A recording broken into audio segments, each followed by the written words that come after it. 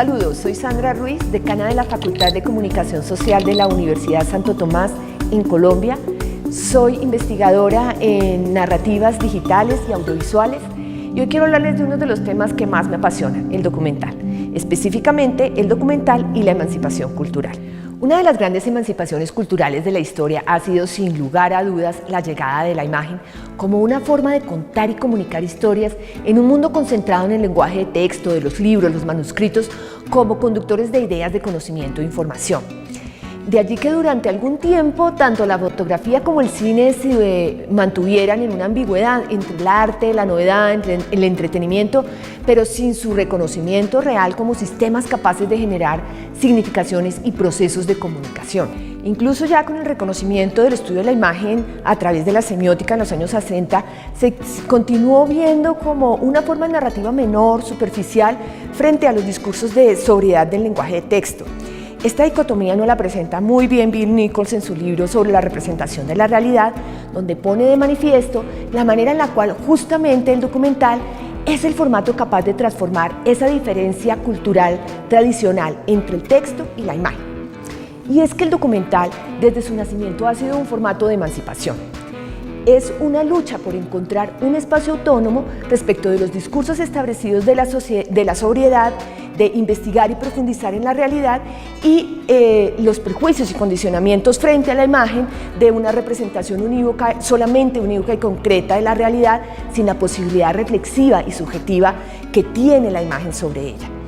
Así, de esta manera, el documental se libera de ese poder hegemónico del texto para llegar a su autonomía como un formato híbrido entre la evidencia de la realidad y la expresión subjetiva, la manifestación del arte y la argumentación discursiva, entre la teoría y la práctica, entre el arte y la ciencia, entre la objetividad y la subjetividad, como lo plantea Bertov, desde su mirada del documental como exploración de lo real, desde su método del cineojo, que buscaba descubrir la realidad de imprevisto, pero desde esa minuciosa captura y planimétrica captura de la realidad que hacía Bertov en sus documentales. Esta búsqueda emancipada del documental para la representación de la realidad sobrepasa lo puramente expresivo, artístico o comunicativo y se constituye en un documento de la realidad que asume desde los discursos de sobriedad, la investigación, las evidencias y la argumentación, y desde la expresión artística y estética de la imagen, la mirada subjetiva y sensible que le permite desde la imagen expresar ideales culturales, visiones utópicas y sobre todo hacer vívida esa realidad, filtrando diferentes niveles de subjetividad. Lo que en pocas palabras resume muy bien el documentalista Michael Raviguer cuando dice que el documental es un rincón de la realidad visto a través de un temperamento humano. Esta naturaleza particularmente autónoma del documental es la que le permite convertirse en un mecanismo de emancipación porque puede al mismo tiempo discutir la realidad y expresarse de manera subjetiva sobre ella a partir de los relatos particulares para llegar a consolidar un texto argumentativo y reflexivo que sea capaz de universalizar las problemáticas sociales y generar una mirada crítica, pero a la vez cercana y profunda, sentida del espectador, del usuario, de quien la está viviendo. El documental escarba en la realidad para lograr encontrar significados dentro de ella, va más allá de la apariencia, profundiza incluso en lo intangible, en lo inexplicable, pero en lo que es real, allí donde la imagen se expresa mucho mejor que el texto. De esta manera, el documental ha estado siempre en la línea entre la denuncia y la reflexión de la injusticia porque puede hacer sentir el dolor, las privaciones, la tristeza de quienes están sufriendo o de quienes están viviendo una realidad. No solo contarlas, sino hacerlas vívidas, como si fuese el propio recuerdo, la propia memoria, que al ser expuesta visualmente se convierte en un mismo referente que universaliza las subjetividades y le permite a las diferentes comunidades sentirse expresadas, reflejadas y visibilizadas. La expresión emancipada del documental resulta ser entonces la mejor herramienta para la lucha de los diferentes grupos y comunidades por liberarse de los poderes establecidos y encontrar la forma de expresar su verdad particular, su propia subjetividad, su identidad, su cultura, De allí que los documentales se presenten siempre en clave de problemática, se desarrollan a partir de un problema, de la búsqueda de verdades subjetivas que al universalizarse se convierten en expresiones de liberación y autorreconocimiento. Son clara evidencia de estas búsquedas del documental, por ejemplo, los documentales políticos, los documentales de denuncia social, pero también el documental etnográfico que plasma la vivencia y cotidianidad particular de las diferentes culturas, el documental histórico, el documental bibliográfico, que ponen de manifiesto una reflexión de presencia, una reflexión frente al tiempo, frente a la no repetición, frente a la construcción de memoria. Siempre el documental ha generado una búsqueda más allá de lo establecido para encontrar lo propio, lo que está invisibilizado, lo que por definición es emancipación. De esta manera, el documental permite vivir la realidad liberándose de la mediación de la ficción para encontrar su propia autonomía, su representación cercana al recuerdo y por lo tanto a la memoria colectiva que se construye a partir de piezas de la realidad que se reconstruyen desde diferentes subjetividades, y es desde allí que el documental se ha convertido en una herramienta fundamental para la construcción de memoria colectiva de diferentes comunidades.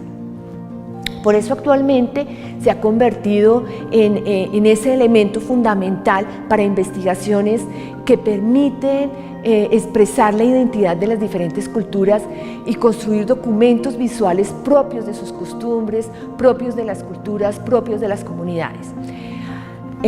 Como ejemplo de ello, quiero invitarlos a ver una de las piezas documentales más hermosas que he visto, producida desde la autonomía creativa de un joven de zona rural en Colombia, en el cual, desde la expresión de su cotidianidad, expone de manifiesto la realidad subjetiva de su identidad.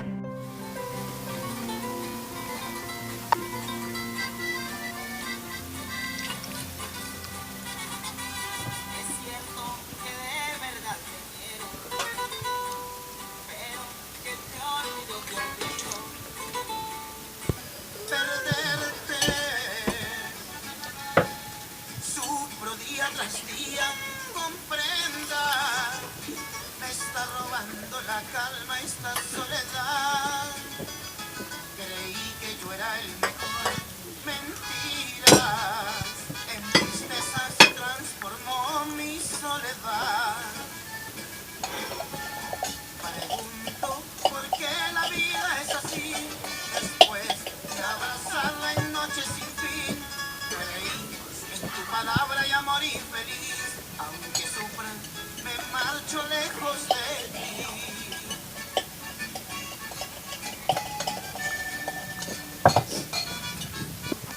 Hojas de árbol caído, sin rumbo y sin dirección. Busqué ansias para quererte tanto. Mis labios se muerden en el olvido. El delito santo de lo prohibido. El viento sopló y se llevó aquel nido.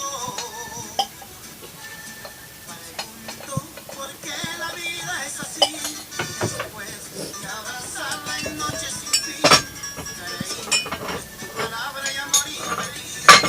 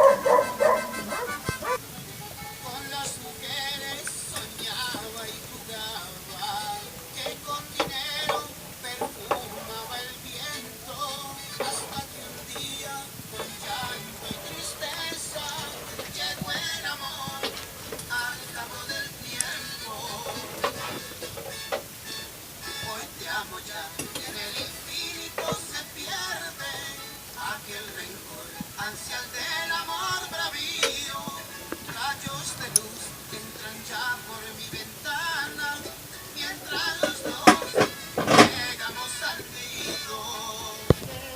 Para tu corazón, el sexo es martirio que tú me causabas, pues ya lo he borrado con otro nuevo amor.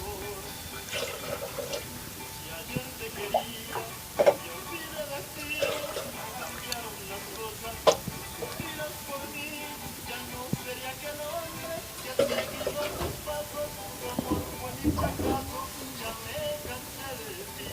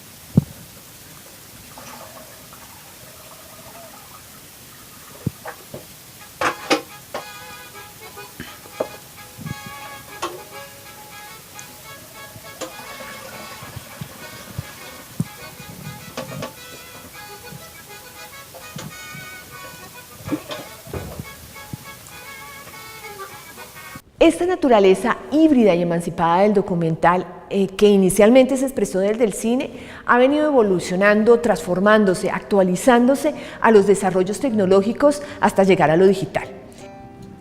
Cuando se plantea, por ejemplo, un proyecto de documental web, la misma estructura nodal y la metodología que se hace desde la producción determina diferentes niveles de participación que marcan una subjetividad por parte del director, pero especialmente por parte de los usuarios que interactúan con sus propias subjetividades. De esta manera, las dinámicas entre unos y otros cambian y la expresión se hace mucho más múltiple. Esta no deja de ser subjetiva, por el contrario, intervienen las subjetividades de todos los autores que van entrando en las diferentes fases de la investigación. Una subjetividad vista desde el director, pero vista también desde la subjetividad de los usuarios. Aquí es muy importante tener en cuenta que las interacciones de esos usuarios o prosumidores no actúan como fuentes de información que neutralizan la subjetividad del autor o del documentalista, todo lo contrario. Lo que hace es enriquecer el discurso documental gracias a la estructura fractal del lenguaje digital del que hablaba Lev Manovich en su libro El lenguaje de los nuevos medios de comunicación y que explica de la siguiente manera. De la misma manera que un fractal posee la misma estructura a diferentes escalas, el objeto de los nuevos medios presenta siempre la misma estructura modular. Los elementos mediáticos, ya sean imágenes, formas o comportamientos, son representados como colecciones de muestras discretas, polígonos, píxeles, caracteres, etcétera, etcétera. Unos elementos que se agrupan en objetos a mayor escala, pero que siguen manteniendo sus identidades por separado.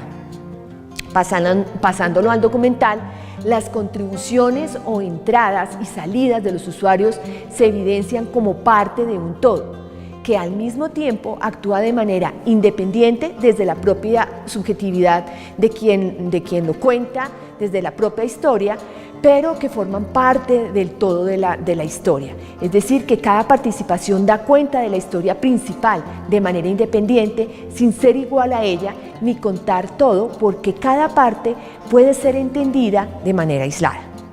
En este orden de ideas, podría considerarse que el documental web puede tener tres tipos diferentes de subjetividad. La primera está dada en aquellos documentales web cuya interactividad se conecta en las posibilidades de navegación del usuario más que en su contribución o en que él ponga contenidos propios. Pero a partir de lo que el director introduce como elementos de la investigación, es la subjetividad del usuario la que va encontrando los caminos de ver las partes de esa investigación, va observando, descubriendo y adentrándose en el documental al punto de tener una experiencia totalmente personal de comunión con el contenido de ese documental, con lo que le va mostrando el documental como partes de la realidad. La posibilidad de vivir la denuncia del documental de manera personal puede ser mayor o menor de acuerdo a la manera como el autor, el usuario, determine cómo va a usar ese documental. Un segundo nivel de subjetividad podría determinarse desde aquellos documentales que son semiabiertos, en los que además de que el usuario tiene una ruta propia de navegación, el director hace que el usuario viva el día a día de la investigación. Se comparte la profundización y el descubrimiento investigativo de la realidad. Y el usuario no solo descubre su ruta de conocimiento, sino que se comparte desde el proceso de la investigación de los realizadores. Va viviendo junto a los realizadores cómo ellos y los investigadores, cómo ellos descubren la realidad, cómo ellos entran en esa problemática y por lo tanto va dando sus opiniones y su subjetividad frente al proceso de participación, lo vive, lo aborda desde la realidad investigativa en tiempo real. Es decir, que el usuario no llega a un producto finalizado, planeado, listo y acabado, sino que él está desde un principio, parte desde el planteamiento del problema, forma parte de la construcción de sus nodos para ir viendo la manera en la que la información aumenta, cambia, se profundiza, se consolide y se comparte. Es una oportunidad en que los protagonistas del documental se conecten de manera directa con quienes están siendo usuarios o espectadores de este documental. Ya no solo desde la sensibilidad de la imagen, sino que la conexión se da de una manera directa. Finalmente, para hablar del tercer nivel de subjetividad de los documentales, pues son aquellos proyectos donde los usuarios intervienen con la subjetividad de sus propios contenidos. Son proyectos totalmente abiertos donde se le da total participación al usuario a través de sus contribuciones informativas o de sus propias historias, de su experiencia real. Este tipo de proyectos está diseñados justamente sobre la base de la participación. Entonces, allí el director lo que hace es exponer un conflicto que le permita generar ese detonante que anime al usuario a contribuir de manera formal y participe convirtiéndose en el verdadero generador del contenido del documental.